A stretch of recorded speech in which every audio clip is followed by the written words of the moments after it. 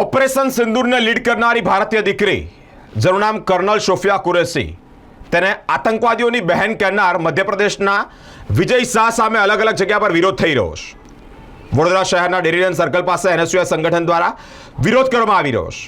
વિરોધ થતાની સાથે પોલીસ એક્શનમાં આવી છે। પોલીસે એનએસયુઆઈ વિદ્યાર્થી નેતાઓની અટકાયત કરી છે।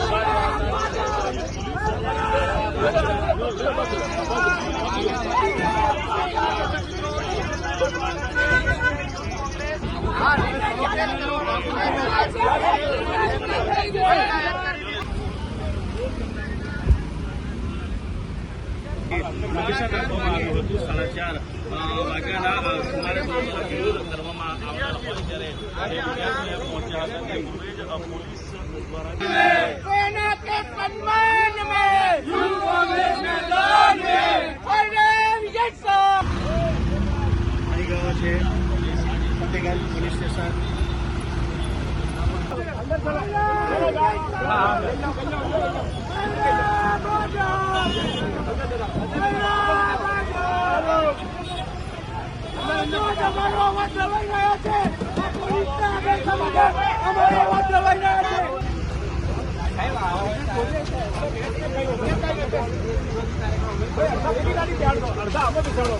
આમાં બેસાડો। આ ગાડીના ડ્રાઈવર કોણ છે?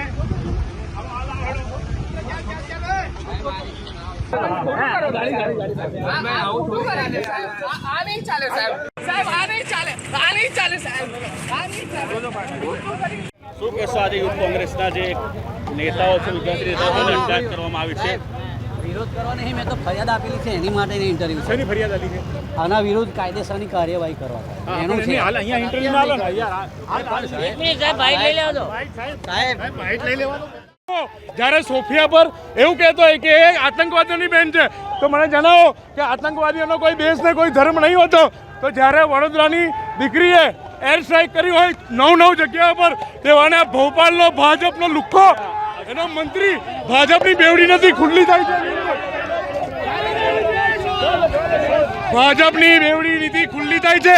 કાલે તિરંગા યાત્રા કાઢે છે અને આજે એમનો ભાજપનો લુખ્ખો મંત્રી વિજય શાહ, ભોપાલના મંત્રી સોફિયા કુરેશી, જે દેશની દીકરી છે એના પર લાંછન લાવવાનું કામ કરે છે।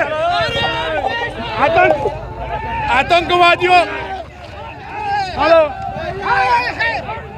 કેટલાક એનએસયુઆઈના વિદ્યાર્થીઓ આવ્યા હતા। કોઈ પણ જાતની મંજૂરી વગર એમણે અહીંયા નિયમ વિરુદ્ધ કાર્યક્રમ કરવા જઈ રહ્યા હતા। તેમણે હાલ 5-6 જણાને અટકાયતમાં લીધા છે। અમને ચોક્કસ માહિતી મળી હતી કે ડેરી ડેન્સ સર્કલ પાસે એનએસયુઆઈના વિદ્યાર્થીઓ નિયમ વિરુદ્ધ અહીંયા એકત્રિત થઈ રહ્યા છે, જેથી અમે અહીંયા પહોંચ્યા ત્યારે આ લોકો અમને અહીંયા મળેલા અને જોરથી કાયદોની વ્યવસ્થા બગડવાનો પ્રયત્ન કરી બૂમો પાડી રહ્યા હતા। અને જે અમે વધુ કંઈ વ્યવસ્થા બગડે નહીં એને ધ્યાનમાં રાખી હાલ થોડાક સમય પહેલાં જ એમને ડિટેન અટકાયતમાં લીધેલ છે। તમારા વિડીયોમાં જ આવ્યું છે, એ સૂત્રોચ્ચાર કરતા હતા અને કાયદોની વ્યવસ્થા બગડવાનો પ્રયત્ન કરી રહ્યા।